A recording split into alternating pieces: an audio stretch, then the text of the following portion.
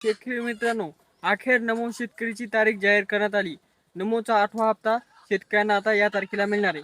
आणि कोणती तारीख असणार आहे, कोणते 2 कामं केल्याशिवाय नमोचा हप्ता मिळणार नाही, संपूर्ण माहिती देणार आहे. पण त्याआधी नवीन असाल शेतकरी विकाना म्हणून चॅनलला सबस्क्राईब करायची विसरू नका. शेतकरी मित्रांनो, तुम्हाला माहीत आहे की 2 हप्ते एकत्र येणार आहेत, पण काय येणार आहेत?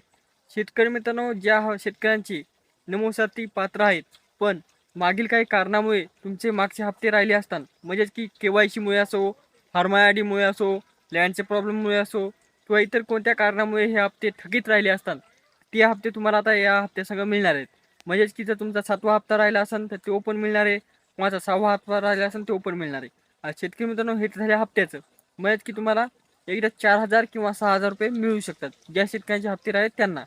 पण शेतकरी मित्रांनो, ज्या शेतकरी जे काही मागील शेतकरी पात्र होते त्यातील कमीत कमी 50,000 ते 60,000 शेतकरी महाराष्ट्रातील अपात्र करण्यात आले. आता कोणते असणार आहेत संपूर्ण पहा. शेतकरी मित्रांनो, जे काही PM किसानची योजना लागू झाली तेव्हा ज्या शेतकऱ्यांच्या नावावर, म्हणजे की ज्या व्यक्तीच्या नावावर शेती आहे, ती शेतकरी PM किसानसाठी पात्र होती. पण आता नमो शेतकरी त्याच आधारावर, म्हणजे की PM किसानच्या पार्श्वभूमीवर नमो शेतकरी राबविण्यात येते. त्यानुसार जे PM किसानसाठी पात्र आहेत ते नमो शेतकरीसाठी पात्र राहतात.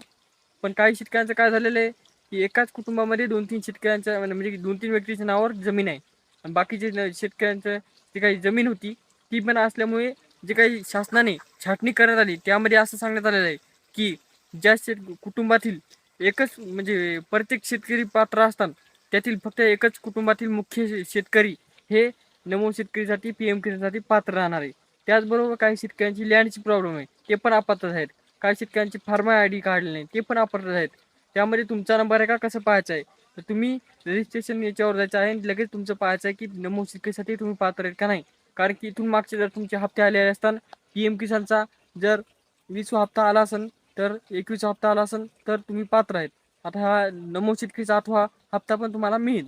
पण ज्या शेतकऱ्यांना हे मागील 2-3 हप्ते मिळाले नाही नमो शेतकरीचे किंवा PM किसानचे, त्या शेतकऱ्यांना मात्र ही तपशील करून, आपली जातपडताळ करून, ते जे काही कागद कमी आहेत ते भरून पात्र होणं आवश्यक आहे. नाहीतर तुमचे हप्ते कायमचेच बंद होणार आहेत.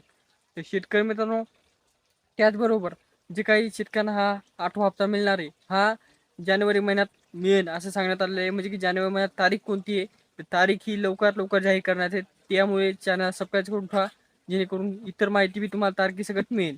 पण शेतकरी मित्रांनो, ज्या शेतकऱ्यांची pharma I D, Aadhaar card link, KYC किंवा बँकला लिंक नसेल आधार कार्ड, ते जर राहिले असेल ते करून घ्या.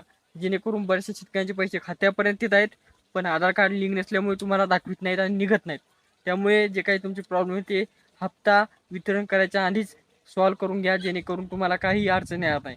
तर अशा प्रकारची माहिती होती. कशी वाटली कमेंट करा. आणि अखेर हा हप्ता जानेवारी महिन्याचा सुरुवातीला तुम्हाला मिळेल असं सांगण्यात आलेलं आहे. आता तारीख कधी काढतात सांगतो, पण त्याआधी नवीन असेल तर चॅनल सबस्क्राईब करा, मित्रांना शेअर करा. भेटूया नेक्स्ट मी, तोपर्यंत धन्यवाद.